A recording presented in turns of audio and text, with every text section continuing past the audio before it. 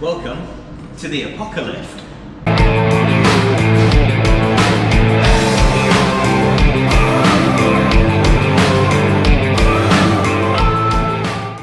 We have just heard from the First Minister here in Scotland that gyms are going to be open no earlier than the 31st of July. I'm sure you all know that pubs everywhere will now be open at a minimum of 2 weeks before gyms. Rightly, a lot of us are kind of raising questions and concerns, but what we need to do is present a more united voice and show the various authorities that gyms are in fact a safe place to be, whether that's CrossFit box, whether that's PT studio, whether it's a big commercial budget gym, or whether it's a facility like Lift. So here is what we are doing at Lift.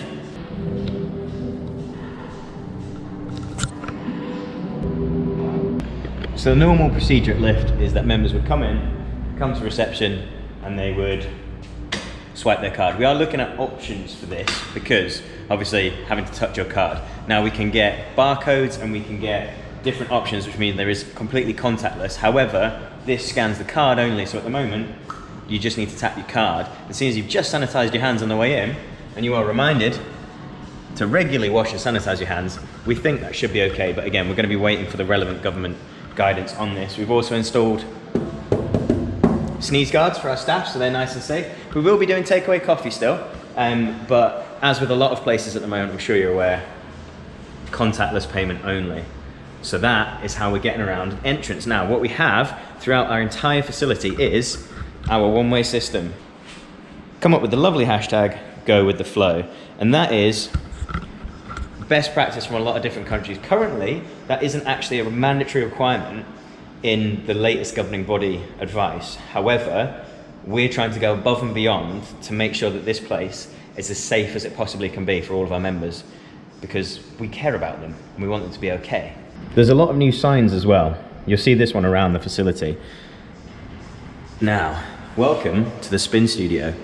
As you can see here, we have a socially distanced spin class set out. So there's a nice clear walkway with social distancing on either side up to the instructor bike, and we can get 3 bikes or 3 yoga mats on either side.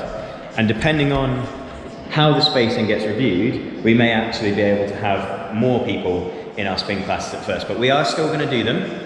Again, we'll stick to the guidance, we'll see when we're allowed to do them, but at the moment we're just showing that we can set out a spin class with 2 meters plus of social distancing. So what we'll do now is we're going on a little time-lapse tour of the upstairs, following the one-way system, and then after that I'll talk you through the relevant points that we've got. But first things first, sanitize your hands.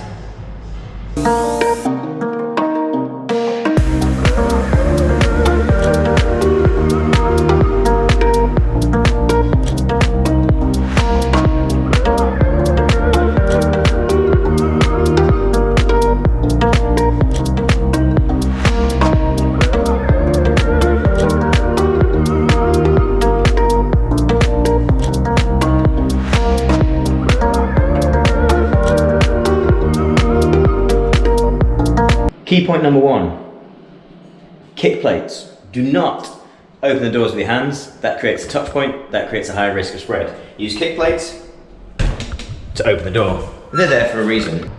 Key point number 2, water fountain is out of use. Key point number 3, if you see this tape on a machine, it's out of use. Key point number 4, every station has its own antiviral and antibacterial wipes. Use them after every single use of every single piece of equipment. Let's help keep each other safe. Key point 5, that's the entrance. This way is the exit. Exit only. To maintain our one-way system, we will be taking members in the main door and out of the fire door. Key point 6, follow the one-way system. It is very clear, it is very simple, and it is very, very important. Okay, so that's upstairs. We're gonna go downstairs, but you know what I'm gonna do first?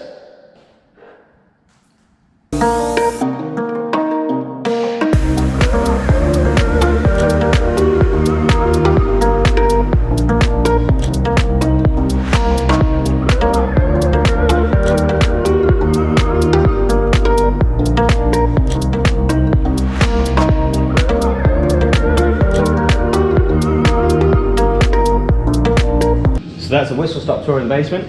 Key points. Number 1, we don't have toilets down here. If you want to go to the toilet, follow the one-way system and back upstairs. Very simple, very easy to follow. Key point number 2, thus, if it's taped off, you can use it. If you're using it, you gotta stay within the tape. Respect the social distancing. Other people might not be as casual as you are about social distancing, but in here, we want everybody to feel safe. Key point 3, we have spaced out everything so that there is over 2 meters between it all. That includes these leg machines, that includes these upper body machines, that includes all of the racks. The only thing it doesn't include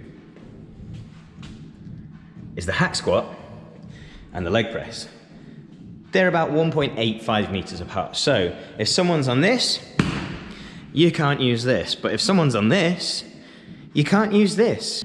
With the way that our gym is laid out and the way it looks like the restrictions are going to be in place, what we have created is a space that keeps about 90% of our kit in circulation and available to use, based on the restrictions placed on us by the government, obviously. But, just broke the rules.